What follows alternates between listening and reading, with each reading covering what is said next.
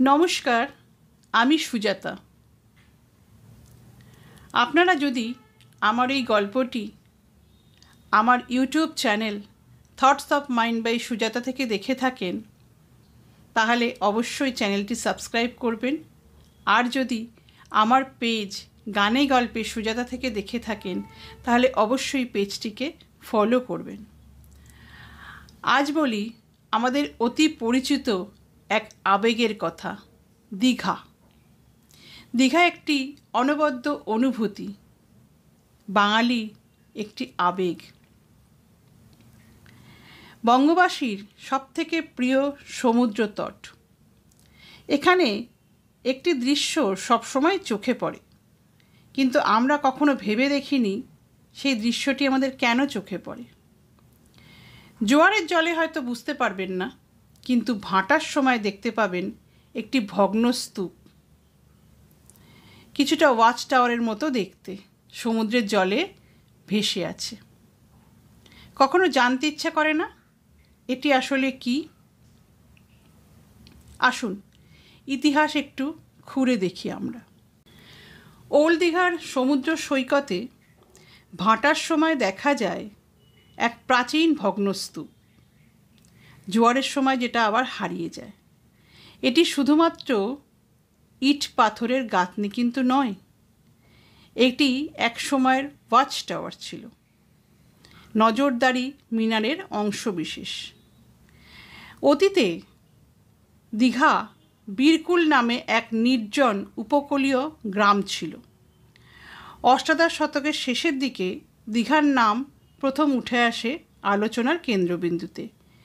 ইংরেজ viceroy Warren Hastings এক চিঠিতে দীঘাকে প্রাচ্যের ব্রাইটন বলে অভিহিত করেছেন। 1923 সাল ব্রিটিশ পর্যটক জন ফ্রাঙ্ক স্মিথ এই উপকূলবর্তী অঞ্চলটির নৈসর্গিক সৌন্দর্যে এতটাই মুগ্ধ হয়ে গেছিলেন যে স্থায়ীভাবে সেখানে বসবাস করতে শুরু করে দেন। পরে তার বর্ণনার মাধ্যমেই দীঘা জায়গাটি ধীরে ধীরে জনপ্রিয়তা লাভ করতে শুরু করে। ওল্ড দীঘার যে ভগ্নস্তূপের কথাটি আপনাদের বলছি, সেই ভগ্নস্তূপটি ব্রিটিশ আমলের একটি ওয়াচ টাওয়ারের অংশবিশেষ। সেই সময় ব্রিটিশরা উপকূলে সমুদ্রে পর্যবেক্ষণ, জলবায়ু এবং সম্ভাব্য ঝড় জলোচ্ছ্বাসের পূর্বাভাস সংগ্রহ করার জন্য এবং উপকূলীয় নিরাপত্তাকে নিশ্চিত করার জন্যই এই ধরনের ওয়াচ টাওয়ারটি তৈরি করেছিলেন। কালের গর্ভে যার বেশিরভাগটি এখন নিশ্চিহ্ন হয়ে গেছে, কিন্তু ভাটার সময় যখন কিছুটা জল সরে যায়, তখন তার ধ্বংসাবশেষ কিন্তু আমাদের চোখে পড়ে। দীঘায় ব্রিটিশ শাসনকালের আরও কিছু স্থাপত্য এখনও টিকে রয়েছে। এর মধ্যে অন্যতম হল রানসউইক হাউস, যেটি বর্তমানে বিদ্যুৎ পর্ষদের গেস্ট হাউস। এই ভবনটি স্নেত সাহেবের বাসভবন ছিল।